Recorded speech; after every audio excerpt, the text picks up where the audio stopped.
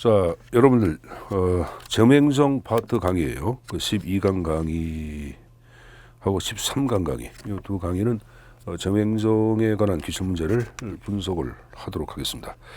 자, 점행성은 이제 국가재정법이죠. 그 재정법 관련된 법 조문 내용이 약 40% 정도. 그다음에 관련 이론들이 한 60% 정도 해서 전체 25문항 가운데 문항의 형태는 한 4문항 내외 정도 문제에서 고른 데 왔습니다. 자, 그럼 문제 1장의 1번부터 보겠어요. 자, 1번에 헌법 규정을 묻는 게 가끔 나오는데 거기 이제 2번에 계속비, 3번에 예비비 추경 자체를 얘기할 때는 헌법 제55, 56조 사항에 규정이 돼 있습니다. 돼 있고, 그래서 요 형태는 답 1번이죠. 예산 총계율 얘기할 때는 완전성 원칙과 관련되죠. 그래서 모든 세액과 세출은 예산서에 기록 계상해야 한다. 이게 바로 예산 총계주의예요. 그래서 이거는 헌법 규정과는 전혀 관계가 없습니다. 답은 1번이 돼야 되겠고, 자, 한 장 넘겨서 문제 3번을 보도록 하겠습니다. 국가재정법상 추경 예산의 편성 사유. 자, 이 편성 사유 묻는 것들도 많이 등장했죠. 89조에 이 형태가 나오고 있죠. 국가재정법. 1번에 전쟁이나 대기보에 재해 발생했다. 2번에 경기 침체, 대량 실업, 남북관계 변화. 3번에 세계 잉여금이 남아있는 경우. 그 4번에 법률에 따라 국가가 지급해야 할 지출이 발생하거나 증가한 경우. 답은 나왔네요. 몇 번이에요? 3번이죠. 요거는 뭐 인터넷 강의를 들은 분들은 이렇게 요리할지 경기법전 이렇게 경기 침체, 법령에 따라 지급, 전제. 그래서 앞글자만 따서 일단은 외우자고 얘기했을 거예요. 추경 예산의 편성 사유는 출제 논점이 커요. 그리고 문재인 정부에 들어와서 추경 예산을 많이 편성을 할 수밖에 없는 상황이 발생했습니다. 특히 이제 코로나19 같은 팬데믹 현상 같은 경우에는 각종 재난 대비, 재난 관련 추경 예산 자체를 편성할 수 있는 많은 요지가 등장했기 때문에 이런 문제는 문제에서 반영될 요지가 굉장히 커요, 여러분들. 그래서 내용 숙제에서 가져갈 필요가 있습니다. 자, 그 봤으면 됐고, 자, 이제 넘겨서 챕터 2의 예산에 관한 내용이 나왔는데, 자, 여러분들 어디를 보냐 하면은 문제 3번. 자, 다음 중 예산 통일성 원칙이 나와요. 자, 예산의 원칙은 출제 빈출 A급이죠. 출제 우선순위 10위권 안에 들어가는 내용이에요. 그만큼 빈도가 높다고 봐야 되겠고, 특히 전통적 예산의 원칙에 대한 개념 정의하고 각각 원칙에 예외가 있습니다. 그 예외가 무엇인지를 정확하게 좀 정리해서 가져갈 것. 문제 3번은 다음 중 예산 통일성 원칙의 예외로 옳지 않은 거 이렇게 나왔어요. 통일성은 특정한 세입은 특정한 세출로 연결돼서는 안 된다. 그 편이죠. 국가의 모든 세입은 국고로 통일적으로 귀속이 되고 정부가 하고자 하는 사업에 투입돼야 되겠죠. 이런 통일성 원칙의 예외는 어떻게 정리도 잘했지?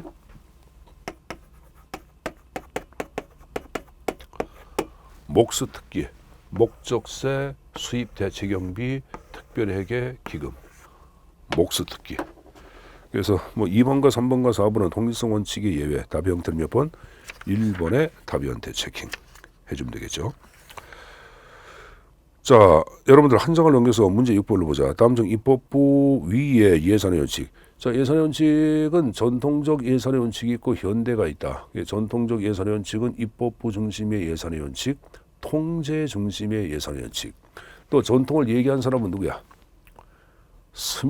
미안합니다. 노이마르크가 얘기했다. 그래서 노이마르크의 예산의 원칙이라고 얘기했고, 현대를 얘기할 때는 행정부 중심의 예산의 원칙, 관리 기획 중심의 예산의 원칙.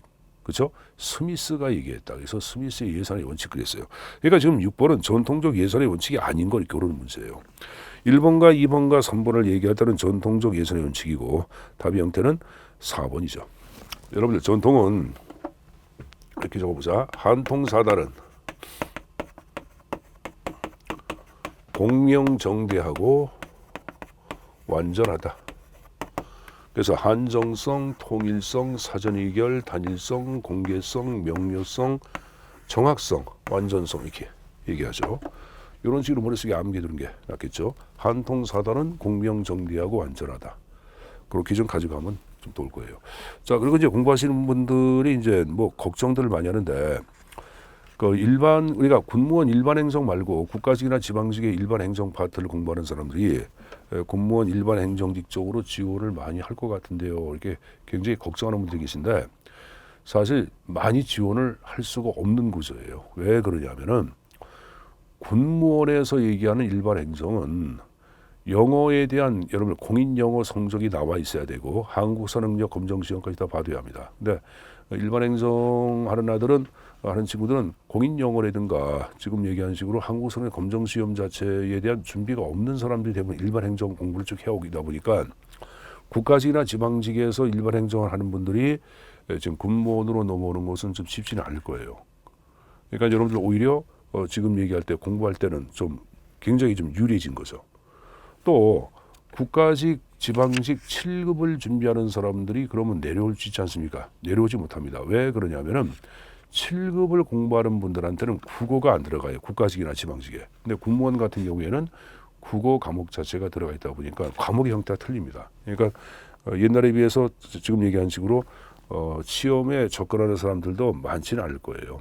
예를 들어서 국가직의 일반직과 지방직 같은 경우에는 커트라인, 예를 들어서 경쟁률 같은 경우가 50대 1, 60대 1, 많게는 100대 1이 돼요. 근데 우리가 파악한 군무원 일반 행정은 20대에서 20대 1에서 30대 1 사이 정도밖에 안 됩니다. 그러니까 우리 이쪽에서 공부하는 분들이 유리하다고 말씀드린 거고. 근데 경쟁률 자체를 너무 여러분들 그걸 갖고 놀이죠 갖지 마시고 최선을 다해서 성적을 올리면 되는 거야. 그러니까 고득점을 받아서 합격을 하겠다는 의지가 있으면 누구나 합격할 수 있는 것이 지금 얘기한 식으로 군무원 시험이라고 생각을 하고 있습니다. 자, 그 하여간에 6번의 정답은 4번이죠. 자, 그리고 넘겨서 문제 10번을 보겠습니다. 네, 다음 중 우리나라 특별회계에 대한 설명으로 옳지 않은 것. 1번 특별회계는 법률로 설치. 이 표현 굉장히 중요합니다. 특별회계나 기금은 뭐에 근거하여? 법률에 근거하여 설치가 이루어집니다. 법률이 아니라 뭐 대통령령이다, 시행령이다, 부령이다 그러면 틀려요. 국가재정법에 규정된 개별 법률에 의하지 아니하고는 이를 설치할 수 없다. 이번에 재정 팽창 예방할 수 있다. 아니죠. 일반회계 말고 별도로 특별회계를 만들었으니까 정부의 재정 팽창을 가져올 위험성이 있죠. 2번 잘못됐고. 그다음에 단일성과 통일성 원칙 예외. 단일성 원칙은 국가에서는 두 개가 아닌 하나로 존재해야 한다. 단일성하냐. 근데 그러면 일반회계가 보통 우리가 얘기하는 예산인데 지금 얘기한 식으로 일반회계 말고 별도로 특별회계가 있다 보니까 단일성 원칙의 예외가 되죠. 그래서 이 단일성 원칙의 예외는 어떻게? 단추특기. 자, 단일성 원칙 예외, 추가 경정예산, 특별회계 기금, 단추특기 이런 식으로 외우더라고 말씀드렸습니다. 자, 그리고 이제 뭐 통일성 원칙은 뭐 아까 목수특기 이렇게 그랬죠. 그러니까 당연히 통일성 원칙 예외가 되고 출연금, 부담금 등을 재원으로 하고 있는 것 특별하게 맞습니다, 여러분들. 자, 답의 형태는 당연히 2번의 답의 형태 체킹. 자, 한 장 넘겨서 문제 11번 나온 것 좀 보자. 조세 지출 예산 제도에 대한 설명으로 옳지 않은 걸 이렇게 놨는데, 자, 요거는 출제 예산 제도 이용 가운데 2011년도부터 국가 예산을 편성할 때 조세 지출 예산을 편성을 의무화시켜 놓고 있죠. 그래서 이게 의외로 출제 논점이 좀 큰 파트 가운데 하나라고 보시면 됩니다. 근데 제가 이런 얘기했어요. 정부 예산 자체를 정부의 예산 지출을 얘기할 때는 두 가지가 있다고 얘기했죠. 하나를 얘기할 때는 예산 지출이 있고 지금 얘기한 뭐가 있다? 조세 지출 두 가지 용어로 나눠서 얘기합니다. 그럼 여기서 방금 조세 지출은 뭘 의미하냐면은 조세 감면을 의미한다 그랬죠. 비과세, 특혜적 세율 이런 것들 과세 이연. 이게 보통 조세 지출인데 그래서 이름을 뭐라 그래? 형식은 조세인데 형식은 실질은 뭐다? 지출인 것. 이걸 조세 지출로 얘기하죠. 그래서 이름을 직접 지출 그러고 이걸 뭐라 한다? 간접 지출이라고 얘기하네. 하죠, 여러분들. 이건 민간 기업에 대해서 보조금 10조에 줬다. 민간 기업에 대해서 조세 감면, 법인세 감면 10조에 줬다. 그러면 민간 기업에 대해서 실질적으로 10조 보조한 효과를 가져오겠지. 그래서 이름을 뭐라 한다? 숨겨진 보조금이라고 한다 이렇게 얘기했죠, 여러분들. 그럼 이러한 지금 얘기한 조세 감면 제도를 얘기한 정경유착에 근거한 부패도 야기할 위험성도 있고 그 조세 제도의 공평성을 저해하고 그래서 각종 문제점을 야기해서 2011년도부터 정부 예산 자체를 편성할 때 조세출 예산 편성을 의무화시켰다고 얘기했을 거예요. 그래서 이건 뭐 출제 내용 빈도가 높다고 보시면 되겠고 중앙정부는 2011년도, 지방정부는 2010년도 1년 전부터 조세출 예산제도가 도입돼서 활용이 되고 있습니다. 자, 그럼 1번 나온 거 보자. 비과세 감면 등 세제 혜택을 통해 포기한 액수를 조세에 지출해야 한다. 맞죠? 이번에 지방재정에 2010년도에 도입됐다고 했으니까 2번 잘못됐고 그래서 3번에 조세 지출의 내용과 규모를 주기적으로 공표해 관리하는 제도. 그래서 4번에 국가재정법에 따라 조세 지출 예산서를 작성해 국가에 보고한다. 다 맞는 표현들입니다. 자, 좀 넘겨서 여러분 13번 문제를 보겠습니다. 다음 중 우리나라에서 시행되고 있는 예산 제도가 아닌가. 1번에 가예산, 2번에 예비 타당성, 3번에 주민참여, 4번에 성인재산 나왔는데 답은 1번이죠. 가예산을 얘기할 때는 1공화국 때 사용된 임시예산이고 현재 한국서 채택하고 있는 것은 준예산을 채택하고 있죠. 근데 하나 유의할 게 현재 한국서 지금 제가 준예산 제도를 채택하고 있다 그랬어요. 준예산. 근데 이것은 채택만 하고 있지 중앙정부 차원에 직접 준예산 자체를 적용한 적은 없다. 사용한 적은 없다. 이렇게 숙제에서 가져갈 것. 2번과 3번과 4번은 다 지금 여러분 채택해서 사용을 하고 있습니다. 여러분들 사용하고 있고. 자, 이제 넘겨서 어딜 보냐. 16번 문제를 봐야 되겠네요. 한 장을 넘겨서. 자, 하단에 예산 과목의 분류 체계에 대한 설명으로 옳지 않은 걸 익혀놨어요. 1번에 세입예산과 세출예산 모두 장관항 세항목으로 구분한다. 여러분들 잘못됐죠. 지금 얘기한 장관항 세항목은 세출예산이고 세입예산은 관항목으로 구성되어 있습니다. 관항목. 그러니까 1번 잘못됐고 2번에 예산 과목 가운데 장관항은 입법 과목. 맞죠?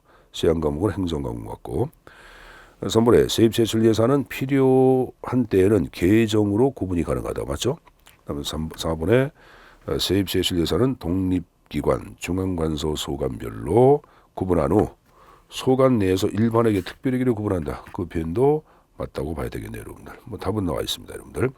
그렇게 정리해 두시고 끝장 1월에 보시면 여러분들 예산 과목 분류 체계에 관한 내용들이 잘 나와 있어요. 그러니까 그 형태 한번 숙지해서 내용 좀 정리해서 가져가도록 하시고 자, 바로 우리는 챕터 3의 예산 결정 파트에 관한 내용을 정리를 또 하도록 하겠습니다.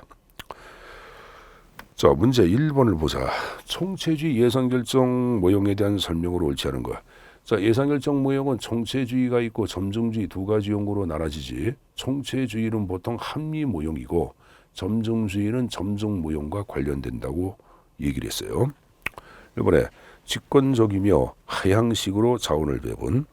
이번에 품목별 예산 제도를 바람직한 예산 편성, 품목별 예산이라든가 성과주의 예산을 얘기할 때는 지금 얘기한 총체주의가 아닌 뭡니까? 점증주의 예산 결정 방식을 따르고 있죠. 그러니까 2번은 무조건 잘못됐고 3번에 목표 수단 간의 연계 관계를 명확히 밝혀 합리적 선택을 도모한다. 연역적 방법에 의하여 가치와 사실을 구분한다. 다 총체주의는 바로 합리 모형을 얘기하는 거고 합리 모형과 관계없는 것은 무엇이냐 그 표현이에요. 여러분들. 정답은 2번으로 봐야 되겠죠. 합리 모형은 결정자를 완전자로 인식하고 결정자가 명확하게 결정해서 지시를 내리죠. 결정자가 완전자로 해석하기 때문에 모든 권한을 가져간 거죠. 그래서 직권적임의 하향이란 말은 그 표현이에요. 자, 그 말씀은 넘겨서 챕터 4를 보겠습니다. 예산 과정론 문제 1번을 보겠습니다. 총액 배분 자율 편성 제도에 대한 설명으로 옳지 않은 것 이렇게 왔어요. 1번 주어진 지출 한도 내에서 각 부처는 정책과 사업을 구성한다. 2번에 상향적 의사결정, 3번에 전략적 배분과 국가의 통제를 중시한다. 4번에 지출 한도는 일반에게 특별에게 기금까지 포괄하여 설정한다. 답형태는 당연히 몇 번입니까? 2번이죠.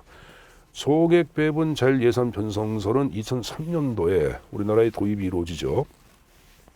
그래서 이놈은 예산 편성 시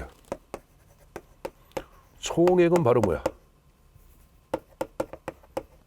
집권 통제고 구체적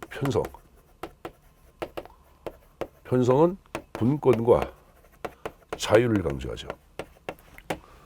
그래서 이런 말은 뭐냐면 기재부 장관 자체가 각 부처 예산 총액을 할당을 시켜 안 시켜? 예산 총액을 할당시키고 그 할당된 금액 내에서 각 부처가 자율적으로 권한 갖고 편성을 해야 해. 하죠. 그걸 올려서 승인받고 예산 집행이 이루어지는 것들 총액 배분 자율 편성. 그래서 위에서 아래로 금액을 내려줬다. 그래서 하향적 의사결정, 거시적 예산이란 말을 쓰죠. 그래서 1번의 답은 몇 번? 2번의 답의 형태 체킹. 자, 문제 2번을 보겠습니다. 다음 중 예산 편성의 형식 나왔는데 예산 과정에서는 예산 편성의 형식을 묻는 문제가 많이 등장을 해왔어요. 그래서 이런 것들은 거기 보면 순서를 묻는 것들. 이거는 이렇게 적어놓자. 총세 개명국. 총세 개명국. 그래서 예산 총칙, 세입 세출 예산, 계속비, 명시열비, 국고 채무 부담 행위 이렇게 8것 총세 개명국. 그래서 총세 개명국이가 1번의 예산 총칙, 총세 세입 세출 예산 기억. 그다음에 계 미음 계속비, 명시열비 니은. 마지막으로 국고 채무 부담 디귿. 정답은 2번이 돼야 되겠네. 그런 식으로 암기해서 가져가시고 자, 한 장 넘겨서 문제 3번을 보겠습니다. 다음 중 우리나라 예산심의의 특징으로 옳지 않은가? 1번에 우리나라는 대통령 중심제이다. 여러분 대통령 중심제와 의원 내각제 가운데 예산심의를 엄격히 하는 것은 어디야? 대통령 중심제죠. 의원 내각제는 내각과 여러분들 의회가 그물의 그 밥 아니야. 그러니까 예산 심의가 형식적인 심의로 그칠 개연성이 크죠. 그래서 1번 표현은 잘못했고 이번에 예산은 우리나라 미국과는 달리 법률보다 하위력 맞죠?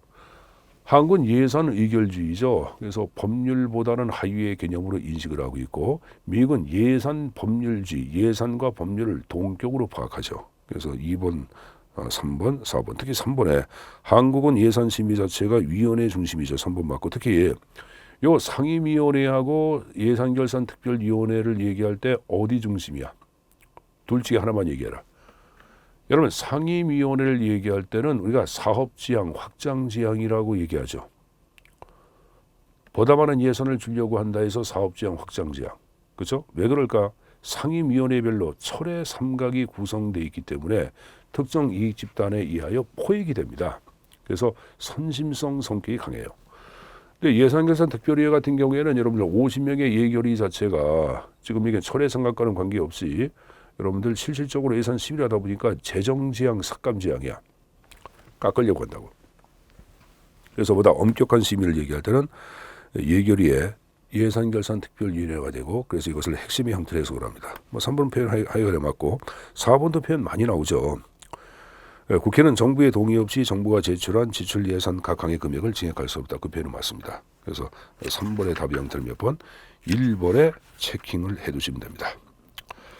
자, 쭉 넘어가서 문제 7번을 보겠습니다. 2장을 넘겨보세요. 문제 7번. 자, 7번은 예산 집행은 보통 재정 통제 방안하고 신축성 유지 확보 방안을 섞어놓고 고르는 문제 하나. 두 번째는 예산 집행의 신축성 확보 방안에 대한 개념 정의하는 것 하나. 그렇게 출제해 나와요. 그러니까 그렇게 염두에서 가져가시고 2000년도에 나왔던 문제를 보겠습니다. 신축성 확보를 위한 방안이 아닌 걸 이렇게 나왔어요. 이번에 총괄 예산, 이번에 이용, 3번에 전용, 4번에 재배정. 자, 우리가 배정과 재배정을 얘기할 때는 재정 통제지 신축성 유지는 아니죠. 그래서 정답은 4번이고 일본의 총괄 예산을 얘기할 때는 이코로 기능별 분류를 얘기합니다. 뭘 얘기한다? 기능별 분류. 그래서 가장 포괄적으로 기능별 분류해서 그 안에서 예산 집행을 탄력적으로 할 수 있다 없다? 있다. 국방비 여러분들 20조. 국방비 20조만 이렇게 예산을 배정하는 걸 얘기해요. 그럼 그 안에서 군사 비복비가 좀 부족하고 대전차 구입비가 남는다. 그러면 자유롭게 남는 금액을 군사 비복비로 이렇게 융통해서 쓸 수 있는 것이 바로 총괄 예산이에요. 자, 이용은 입법 과목 간의 상호 융통이고 전용은 행정 과목 간의 상호 융통이 되기 때문에 다 신축성 확보 방안에 들어갑니다. 답은 여러분들 4번의 답의 형태 체킹. 자, 한 장 넘겨서 13번 문제를 보겠습니다. 예산 이용에 대한 설명으로 가장 적절하지 않은 걸 이렇게 나왔어요. 자, 1번에 기관간 또는 입법 과목 간의 상호 융통, 2번에 예산의 신축성을 부여하는 방법, 3번에 사전 의결의 원칙에 의해. 여러분, 사전 의결의 원칙에 의해는 어떻게 나왔어요? 예비역, 김준의 전사. 그래서 예비비의 지출. 요거는 재정경제 긴급 명령권, 대통령 재정경제에 관한 긴급 명령권 발동을 얘기하죠. 주는 준예산, 저는 전용, 사는 사고이월. 그러니까 전용이 지금 얘기한 식으로 사전 의결의 원칙이 예외지 이용은 아니죠. 자, 다시 보자. 예비역 김준의 전사, 예비역 김준의 전사 이렇게 기억두세요. 그래서 뭐 3번은 무조건 잘못된 표현입니다. 자, 넘겨서 여러분들 14번을 보도록 하겠습니다. 네, 다음 중 지출 원인 행위를 담당하는 공무원에 해당하는 이렇게 나왔어요. 1번에 세입징수관, 2번에 재무관, 3번에 지출관, 4번에 출납공무원 나왔는데, 자, 일단은 지출 원인 행위 자체를 얘기할 때는 지출이 원인되는 각종 계약 행위라 그랬죠. 그럼 계약 행위 자체를 담당하는 사람은 누구다? 재무관이라 그랬죠. 여러분들 지출 원인 행위에 대한 형식적인 회계 책임자를 얘기할 때는 여러분들 누굽니까? 중앙관서의 장이라 그랬지. 근데 중앙관서의 장 자체가 직접 지금 우리가 계약하는 것이 아니라 특정한 담당 공무원 자체를 임명하는데 그 임명된 사람을 보통 재무관이라고 얘기했죠. 그럼 재무관 자체가 계약을 하죠. 그러면 민간업자하고 계약을 했다. 그러면 여러분들 계약 끝나고 난 다음에 민간업자한테 돈을 줘야 합니다. 그럼 돈은 지금 얘기한 재무관이 직접 주는 것이 아니라, 제가 돈은 재무관이 직접 주는 게 아니라 그랬죠. 요 재무관 자체가 직접 돈을 주는 게 아니라 돈을 주는 사람 누굴 임명한다? 지출관을 중앙관제장이 임명하고 이 사람은 뭘 한다? 돈을 주는 것을 지출행위라 그러죠. 요 재무관이라는 것은 뭐야? 지출 원인 행위고, 또 하나 재무관과 지출관 자체를 얘기할 때는 겸임이 안 돼. 절대 안 됩니다. 그리고 요 지출 행위 자체를 얘기할 때는 계좌 이체입니다. 수표 발행도 안 되고 현금으로 줄 수가 없어요. 계좌 이체로 하도록 되어 있습니다. 뭐 답의 형태는 당연히 2번의 답의 형태 체킹해 주시면 되겠네. 자, 그 다음에 제 챕터 5의 정부회계 조달 파트의 자 문제 1번을 보겠습니다. 예산 제도 가운데 복식보기. 자, 2009년도에 발복 방식 국가회계법에서 발생주의하고 복식보기 방식 자체를 도입을 하죠. 그래서 이것에 의해서 출제 빈도가 굉장히 높아진 것이 복식보기하고 발생주의예요. 자, 1번에 현금주의의 주로, 현금주의가 아니라 발생주의죠. 2번에 부정이나 오류를 발견하기 쉽다. 그다음에 3번에 자본부채의 자본을 인식하여 거래 이중성에 따라 차변과 대별을 나눈다. 총량 데이터를 확보할 수 있어 경영자한테 유리하다. 그래서 답의 형태는 당연히 1번이죠, 여러분들. 자, 그 다음 여러분들 문제 3번을 보겠습니다. 다음 중 현금주의와 비교하여 발생주의에 대한 설명으로 적절하지 않은 것. 1번 재정 성과에 대한 정보 공개가 가능하다. 2번 상대적으로 자의적 주관적 개입의 여지가 작다. 그다음에 3번에 대차 평균의 원리에 의해 이중 거래를 통한 자기 검증. 4번에 복식보기의 적용 나왔는데, 자, 사실 3번은 복식보기를 얘기하는 거고 일반적으로 복식보기하고 발생주의는 보통 함께 합니다. 그래서 3번, 4번은 맞는 거고, 발생주의는 채권, 채무를 다 인식을 하죠. 진정한 재정 성과를 파악하기 때문에 1번의 재정 성과에 대한 정보 공유도 맞는 거예요. 또 이 지금 얘기한 발생주의 자체를 얘기할 때는 감가상각도 비용으로 처리를 하는데, 이때 문제가 되는 게 뭐냐면은 감가상각을 할 때는 감가상각을 담당하는 자의 주관이 개입될 여지가 커 안 커? 주관이 개입될 여지가 커요. 감가상각을 뭐 200으로 한다, 300으로 한다는 것은 담당하는 지금 감정평가사 주관에 의하여 평가 이루어지기 때문에 자의적 주관적 개입 여지가 큰 문제점이 내포되어 있는 것, 발생주의입니다. 그래서 3번의 정답은 2번이죠. 보통 현금지 발생주의하고 복식보기, 여러분 단식보기는 장단점 자체를 묻는 문제 형태로서 계속 문제가 등장을 해왔습니다. 그래서 그 형태에 따라 여러분들이 답을 체크하시면 되겠네요, 여러분들. 자, 그렇게 해서 여러분들 일단은 12강 강인가요? 지금 한 게 뭐 어쨌든 간에 지금 얘기한 예산 개혁 파트, 예, 재무행정 파트에 관한 기본적인 틀은 파악해봤고 13강 파트에서는 차트 6의 예산 개혁 파트부터 또 이어서 진행을 하도록 하겠습니다. 자, 13강 때 뵙도록 하겠습니다.